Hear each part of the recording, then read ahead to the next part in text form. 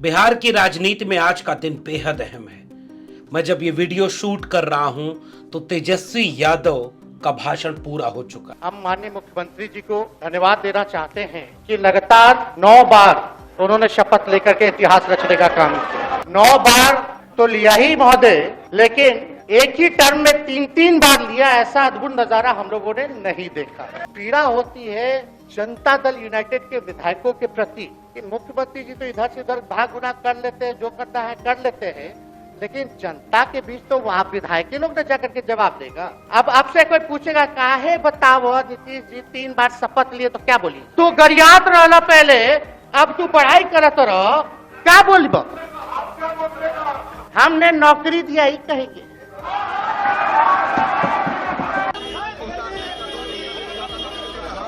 कि आप कभी इधर रहते हैं कभी उधर रहते हैं, ये तो सब लोग जानना चाहता है, सब लोग की इच्छा। आखिर क्या ऐसा हो गया कि आपको ये निर्णय लेना पड़ा? मर जाएंगे मिट जाएंगे तो आप कहते ही रहते हैं, हमेशा लगातार ही कहते रहते हैं। आपने तो ये कहा था कि भाई हम लोगों का एक ही लक्ष्य है, न प्रधानमंत्री बनना है न किसी को मुख्यमंत्री बनना है, देश भर के विपक्षों को रोल बंद करके जो तानाशाह है उसको दोबारा नहीं आने देना है, इसीलिए ना आ पाए थे। और आप जब गवर्नर हाउस गए महोदय, मुख्यमंत्री जी जब आप बाहर आए तो आपने बोला कि आपका मन नहीं लग रहा था। मन नहीं लगेगा तो हम लोग नाचने गाने के लिए थोड़ी आपका मन लगाने के लिए, हम तो आपका साथ ना देने के लिए थे कि जो काम आप बोलते थे असंभव है उसको हम लोगों ने मुमकिन करके दिखाने का काम किया। और हम कहना चाहते हैं, जो आप झंडा लेकर के चले थे कि मोदी जी को देश में रोकना है, आपका भतीजा झंडा उठा करके मोदी जी को बिहार में रोकने का काम करेगा।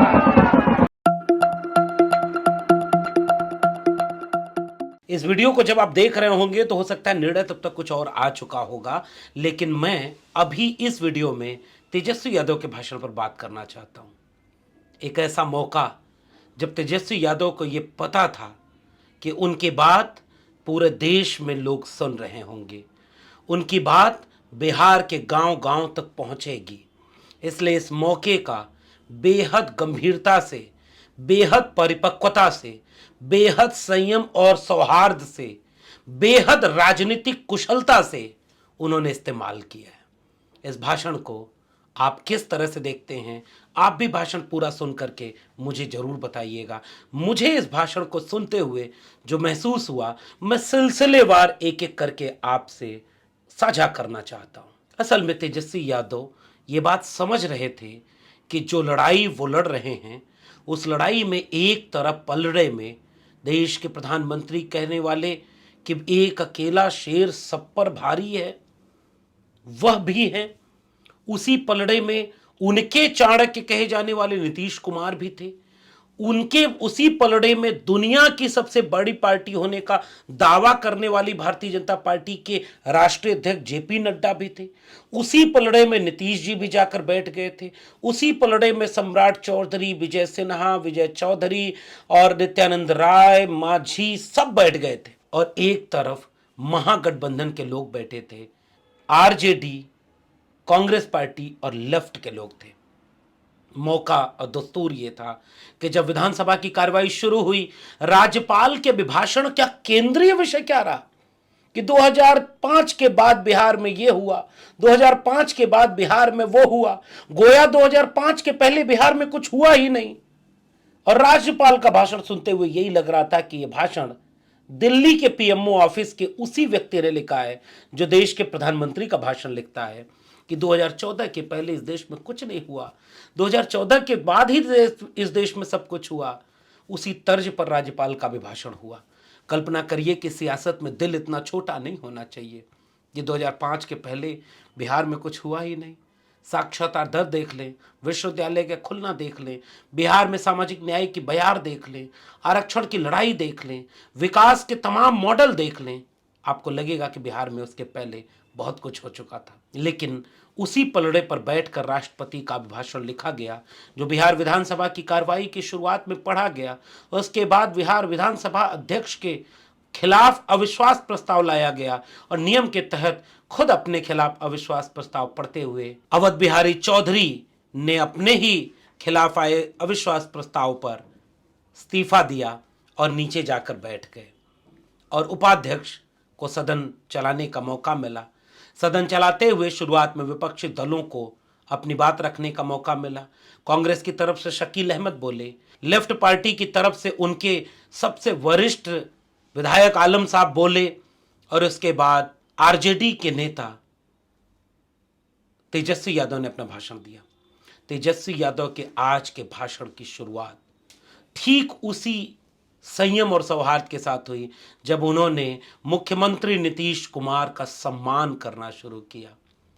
उनको चचा कहा और यह भी कहा कि आप हमें बेटा कहते थे तो बेटा आपका सम्मान करता रहेगा, मगर आपने जो किया उसकी आलोचना भी हम करेंगे कि एक ही कार्यकाल में 3 बार शपथ लेने का रिकॉर्ड आपने बनाया।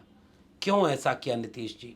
और तेजस्वी यादव ने इस भाषण को बिल्कुल उस तर्ज पर दिया कि वो नीतीश कुमार से सवाल तो पूछे ही रहे थे, वो अपनी बात नीतीश कुमार तक पहुंचा ही रहे हैं। सम्राट चौधरी के पगड़ी के बयान से लेकर जीतन राम मांझी जी के बयान तक तो वो हिसाब किताब ले ही रहे थे, आंख में आंख डाल करके।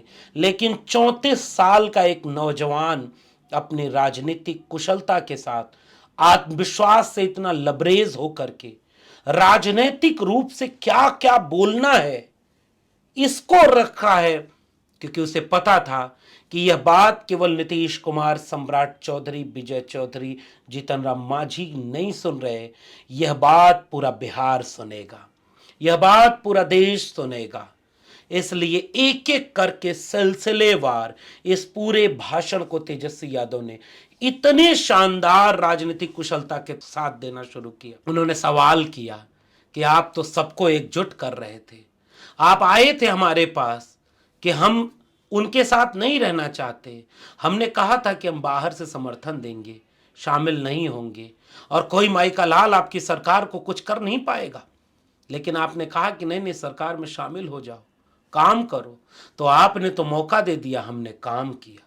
हमने वह काम किया कि जब 2020 में आप चुनावी रैली में घूम घूम के कहते थे कि पैसवा कहां से लाएगा, कहता है इतनी नौकरी दे दें, अपने बाप के यहां से लाएगा या पैसवा जो लूट कर रखा है उससे लाएगा। यानी तेजस्वी यादव ने अपने ऊपर होने वाले सबसे कठोर हमलों का भी शानदार जवाब दिया।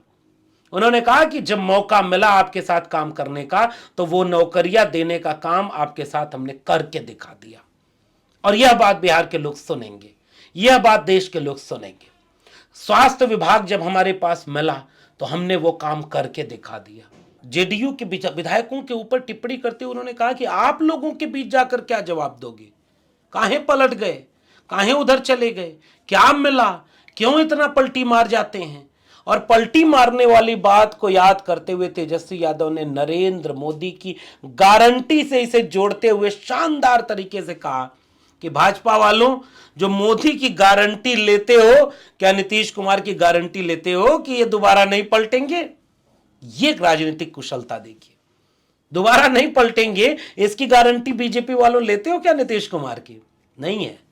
और जेडीयू के विधायकों से कहा कि गांव में जनता के बीच जाओगे तो लोग पूछेंगे काहे पलट गया, क्या मिला बीजेपी में, क्या मिला आरजेडी के साथ, फिर क्या मिला बीजेपी में चले गए, काहे चले गए, हमसे पूछेंगे तो हम कहेंगे कि हमारे हाथ में जब मौका मिला तो हमने 5 लाख नौकरी दे दी। ये संयम और ये राजनीतिक दूरदर्शिता तेजस्वी यादव ने एक मजे हुए राजनेता की तरह दिखाई। उन्होंने उन सारे सवालों का जवाब दिया जो तेजस्वी यादव के ऊपर उठाए जा रहे थे। मिसाल के तौर पर उन्होंने कहा कि जब राजभवन चले गए तो अकेले चले गए, हमने कहा था मंत्रियों को बदलना है, मंत्री बदल देते, आपको हमारे पार्टी से दिक्कत है, हम बाहर चले जाते सरकार से और बाहर से समर्थन देते और कोई माई का लाल आपकी सरकार नहीं गिरा पाता। लेकिन आप बिना हमसे कुछ बताए अकेले राजभवन चले गए इस्तीफा देने, और जब लौट रहे थे तो कहने लगे कि मन नहीं लग रहा था, बैठ के बात तो करने थे, अब वहां मन लग रहा है। वहां किस तरह से उन्होंने जवाब दिया। उन्होंने कहा कि हमारे ऊपर सवाल पूछे जा रहे थे कि क्रेडिट ले रहा है, तो मंत्री हमारे कोटे का, काम हमारी तरफ से हो रहा है, तो हम क्रेडिट भी न लें, आप भी करिएगा तो आप भी क्रेडिट ले लीजिएगा, क्योंकि आप हमारे गठबंधन के पहले जहां थे वहां आप नहीं कर पाए थे, तो क्रेडिट तो लेना बनता है।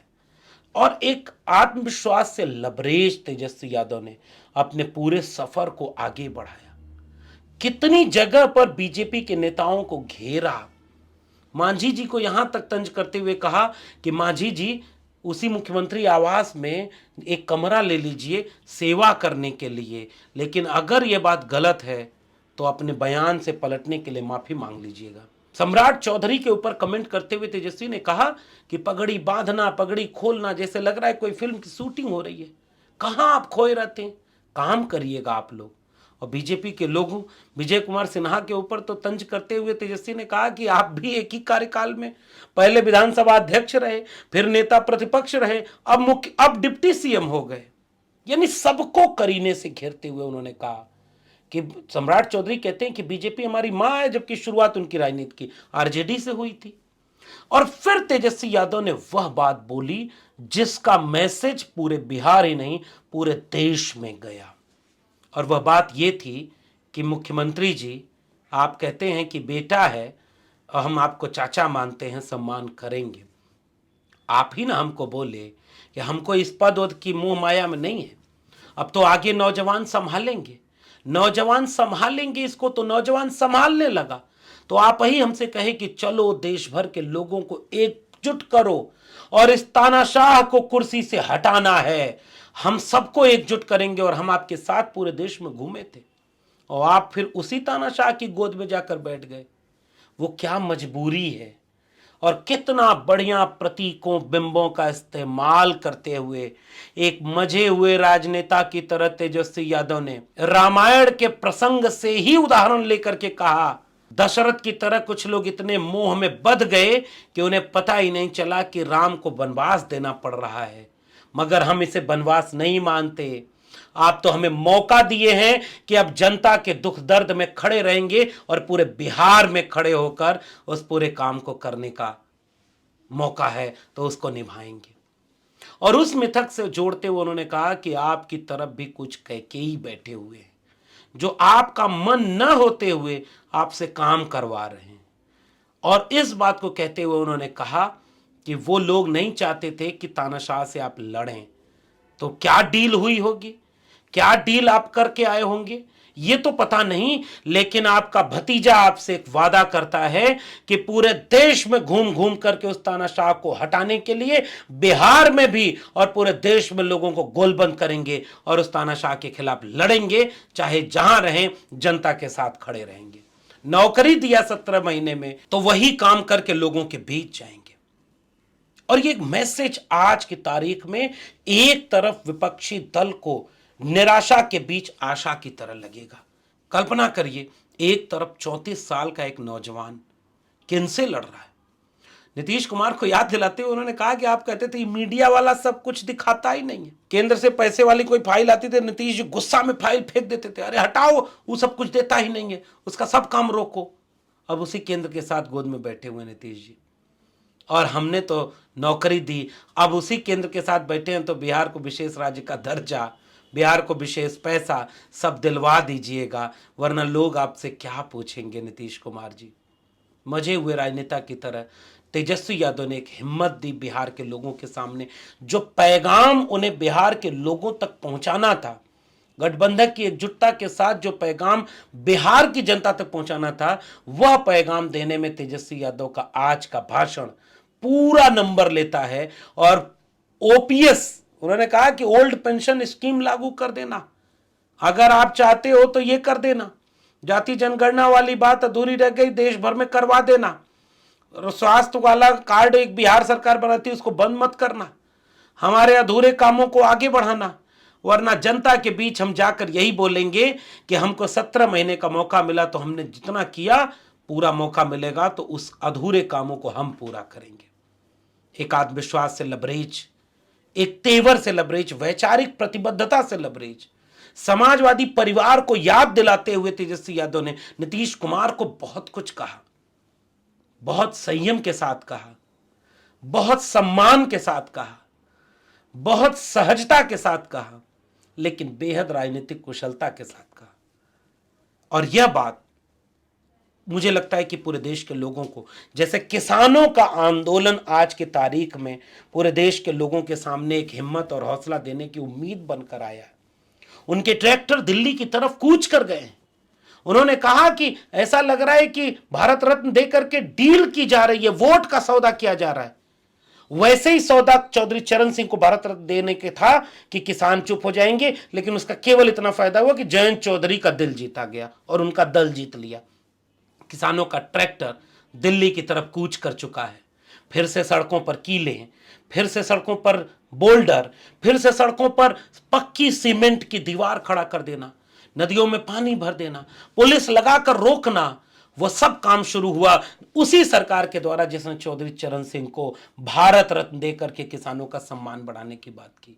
और वही किसानों की बात करने वाले चौधरी चरण सिंह के विरासत के किसान जब अपना एमएसपी लेने, अपने लागत का 1.5 गुना मूल्य लेने, आय दोगुनी होने के 2022 तक के वादे को प्रधानमंत्री को याद दिलाने के लिए दिल्ली जा रहे हैं, तो लोकतंत्र में चुनी हुई सरकार उनके सामने किस तरह की बाधा बन के खड़ी है। जिस स्वामीनाथन को भारत रत्न दिया, उसी स्वामीनाथन कमेटी की रिपोर्ट को लागू कराने की मांग कर रहे किसान, और कीलें उनका इंतजार कर रही हैं, आंसू गैस के गोले और पुलिस की लाठियां उनका इंतजार कर रही हैं। मगर बिना डरे किसान दिल्ली की तरफ कूच कर गए हैं। ट्रैक्टरों का ये रेला देखिए, नारे लगाते हुए जुनून देखिए, उनका हिम्मत और हौसला देखिए, और यहां से पूरे देश के लोगों को एक उम्मीद मिलेगी कि तानाशाह से सब नहीं डरे हैं, किसान अपनी फसलों और नस्लों को बचाने के लिए लड़ने आ गए हैं। इस देश में कलम और किताब को भी ऐसे बेचा गया, लेकिन इस देश में शिक्षा बचाने की लड़ाई नहीं लड़ी जा सकी। हमने कुर्बानी दी, हमने किताब लिखी, किताब बेस्ट सेलर हो गई। मैं भी चाहता हूं कि किताब कलम गांव गांव तक पहुंचे। जैसे किसान अपने खेत, फसल और नस्ल को बिकने से बचाने के लिए लड़ रहे हैं, वैसे ही आप कलम और किताब को बिकने से बचाने के लिए लड़िएगा, क्योंकि आपको उम्मीद तलवार के दौर में कलम और किताब बांटने का नारा लगाने वाला तेजस्वी यादव भी कर गया। तो आज के इस भाषण में एक उम्मीदों का दिन मेरे लिए रहा। जो भी लोग संविधान से प्यार करते होंगे, जो भी लोग सामाजिक न्याय से प्यार करते होंगे, जो भी लोग इंकलाब का ख्वाब देखते होंगे, मुझे यह तेजस्वी यादव का भाषण और किसानों का आंदोलन एक उम्मीद बनकर नजर आ रहा है। आपका क्या मानना है नीचे कमेंट बॉक्स में जरूर बताइएगा। फिर मिलेंगे किसी और टिप्पणी के साथ, तब तक के लिए बहुत बहुत धन्यवाद।